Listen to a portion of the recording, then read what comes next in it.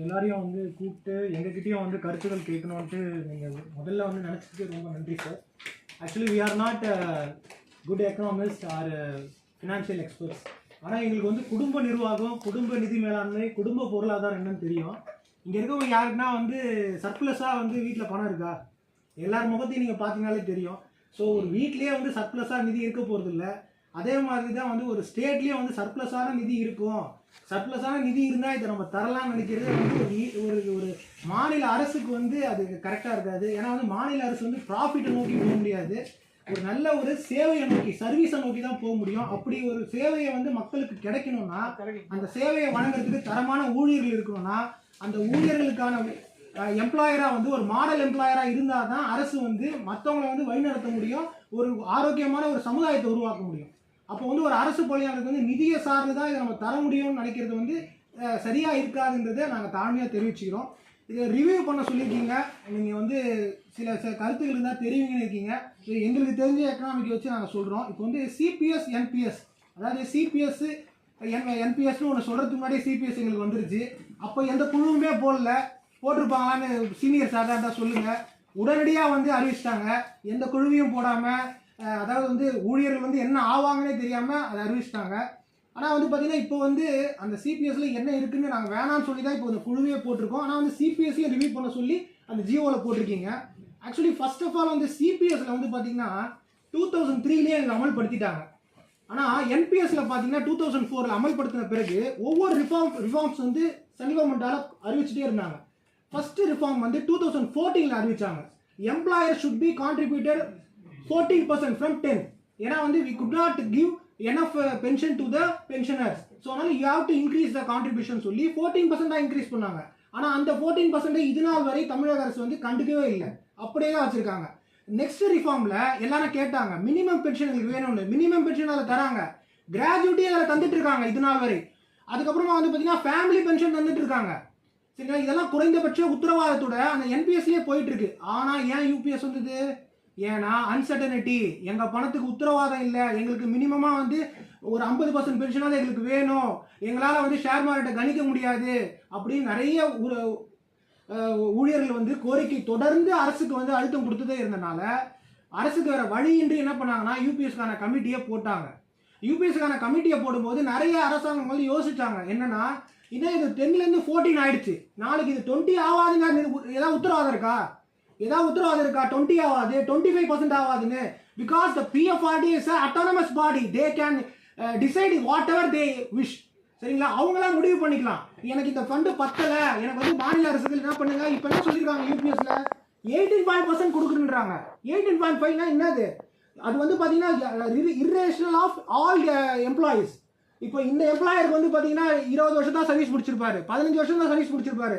அதோடைய இதுக்கு நீங்கள் பென்ஷன் கொடுக்கணும்னா கம்மியாகும். ஆனால் நீங்கள் கான்ட்ரிபியூட் பண்ணும்போது 18.5%னா 18% எல்லாருக்குமே கொடுத்தாகணும், இரேஷன் ஆஃப் அவங்களுடைய சர்வீஸுக்கு இல்லாமல். அப்போ பார்த்து கிட்டத்தட்ட வந்து 37% ஆகுது. டபுளாக போட்டால் நம்ம ஓல்டு பென்ஷனே கொடுத்துடலாம் தான்.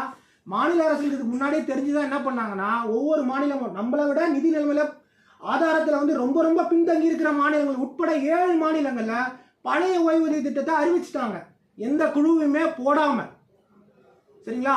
இப்போ வந்து பார்த்தீங்கன்னா அதுக்கப்புறம் வந்து இப்போ அறிவித்த பிறகு சென்ட்ரல் கவர்மெண்ட் என்ன பண்ணியிருக்காங்க, யூபிஎஸ் அறிவிச்சாங்க. யூபிஎஸ் அறிவிச்சுட்டு அதுலேயும் என்ன பண்ணியிருக்காங்கன்னா வந்து பணியாளர் யாருமே சேரலை. சுமார் 20 லட்சம் பணியாளர்கள் வந்து யூபிஎஸ்ல இருக்காங்க, சென்ட்ரல் கவர்மெண்ட்லேயும் ஸ்டேட் கவர்மெண்ட்லையும் சேர்த்து. அதில் இது நாள் வரை 30,000 பேர் மட்டும்தான் விருப்பம் தெரிவிச்சிருக்காங்க யூபிஎஸ் இணையறதுக்கு. அந்த 30,000 பேரில் 95% பேர் வந்து ரிட்டையர் ஆனவங்க, யாரும் வந்து சர்வீஸில் இருக்கவங்க இல்லை. குறைந்தபட்ச சர்வீஸோட ரிட்டையர் ஆனவங்களுக்கு சரியான பென்ஷன் கிடைக்காதனால அவங்க என்ன பண்ணியிருக்காங்கன்னா அதில் போயிருக்காங்க. இதில் இன்னொரு விஷயத்த நான் சொல்ல வரேன் என்னன்னா, இப்போ நாங்கள்லாம் வந்து சிபிஎஸ்ல நீங்கள் 10% போட்டு எதில் போட்டிருக்கீங்க, எஃப்டியில் போட்டிருக்கீங்க. ஆனால் அங்கே என்ன பண்ணுறாங்க, ஈக்விட்டி மார்க்கெட்டில் போடுறாங்க. பிகாஸ் பிஎஃப்ஆர்டியை வந்து டைரக்ட்லி வந்து என்ன சொல்லி இரேஷனில் வந்து கனெக்ஷன் வச்சுருக்காங்க யாரோட, பெரிய பெரிய ஃபண்ட் மேனேஜர்ஸோட. அவங்க எல்லாரும் செபியுடைய பேக்டோரில் இருக்காங்க. They can know when the market will fall, when the market will rise with the supply demand theory. So they can invest in the bottom side. ஓகேங்களா? அதை போட்டு இன்னைக்கு அவங்களுடைய பர்சன்டேஜ் பார்த்தீங்கன்னா 14 to 18% அவங்க வந்து க்ரோத்தில் போயிட்டு இருக்காங்க. இன் கனெக்ஷன் ஆஃப் வித் எங்களை கம்பேர் பண்ணிங்கன்னா 7% தான் நாங்கள் இருக்கோம்.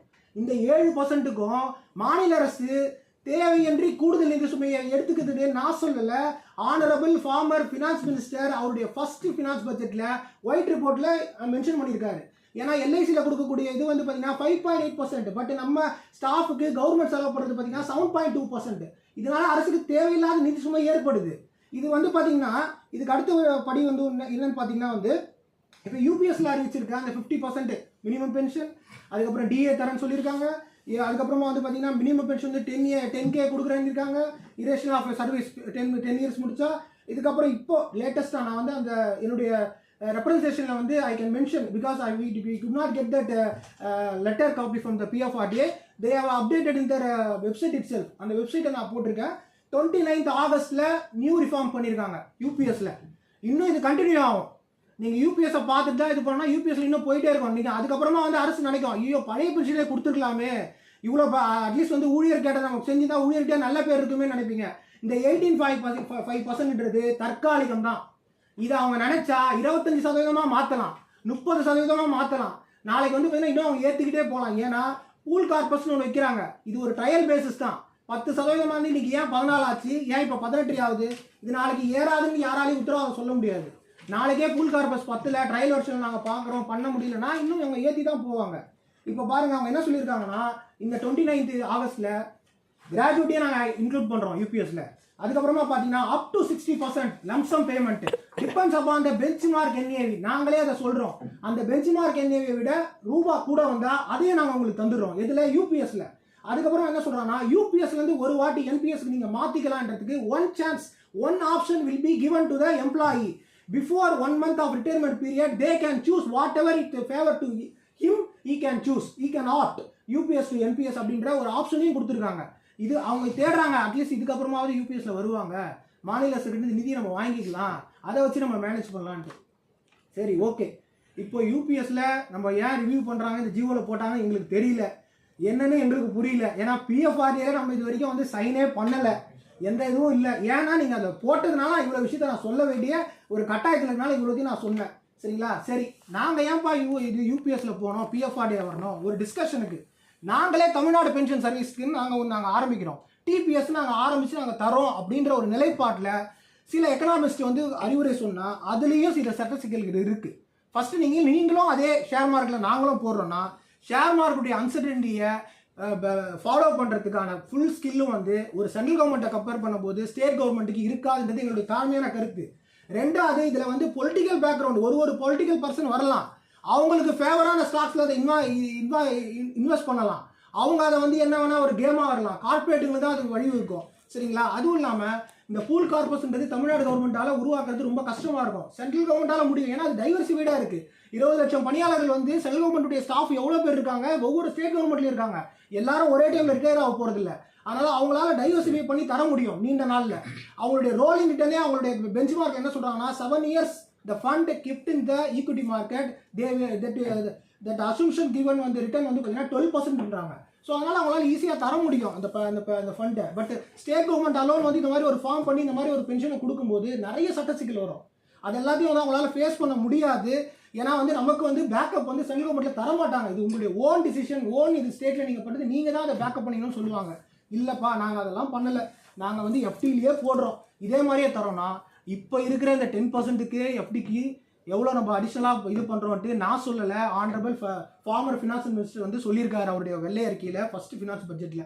ஸோ அதனால் இதுக்கு மேலே நீங்கள் இந்த 18.5% இல்லை 20% நாங்கள் அடிஷ்னலாக போட்டு உங்களுக்கு அது நாங்கள் தரோம் உங்களுடைய இதையும் வச்சுக்கிட்டுனா இது தேவையில்லாத கூடுதல் நிதி சுமையை தான் ஏற்படுத்தும். ஏன்னா இன்னைக்கு இருக்கிற காலகட்டத்தில் இப்போ இருக்கிற இதே பேசிக்கு இந்த இது டிஏ இதுக்கெல்லாம் நீங்கள் 20% நீங்கள் அதிகமாக போட ஸ்டாஃபுக்கு அது இன்னும் வந்து ஃபினான்ஷியல் பேர்டனை தான் அரசுக்கு கொடுக்கும், வட்டி சுமையும் அதிகமாகும். இந்த மீன்வயல் வந்து பார்த்தீங்கன்னா 40,000 பேர் ரிட்டையர் ஆகிறாங்கன்னா அவங்களுக்கு பென்ஷனை கொடுக்குறதே ஈஸியாக இருக்கும். இதுக்கப்புறம் பார்த்தீங்கன்னா 78 ஆண்டு ஆச்சு சுதந்திரம் வாங்கி. இந்த 78 வருஷத்தில் இது வரைக்கும் வந்து பார்த்தீங்கன்னா நம்ம பின்னோக்கி போயிருக்கோமா? இந்த செக்ரட்டரியேட்டுக்கு நான் முதல்ல சின்ன வயசில் வரும்போது எப்படி இருந்தது, இப்போ எப்படி ஆயிருக்கு? எல்லாரையுமே கேட்குறேன், இது வரைக்கும் நம்ம நாடு வளர்ந்துருக்கா இல்லையா, நம்ம ஸ்டேட் வளர்ந்துருக்கா இல்லையா? இந்த ஸ்டேட் வளர்ந்துருக்கிறதுல பழைய ஓய்வு திட்டத்தை கொடுத்து தானே வளர்ந்துருக்கு, கொடுக்காம வளரலையே. 1/4/2003 முன்னாடி ஜாயின் பண்ணவங்க எல்லாரும் பழைய ஓய்வு திட்டத்தை வாங்கி தானே இந்த அளவு வளர்ச்சி நம்ம கண்டிருக்கிறோம். இனிமேல் பட்ட இந்த வளர்ச்சி நம்ம அடைய முடியுன்றதை நம்பி தான் 7 மாநிலங்கள்லையும் நம்மளை விட பொருளாதாரத்தில் மிகவும் பின்தங்கி இருக்கிற 7 மாநிலங்களையும் இந்த பழைய ஓய்வு திட்டத்தை அமல்படுத்தியிருக்காங்க.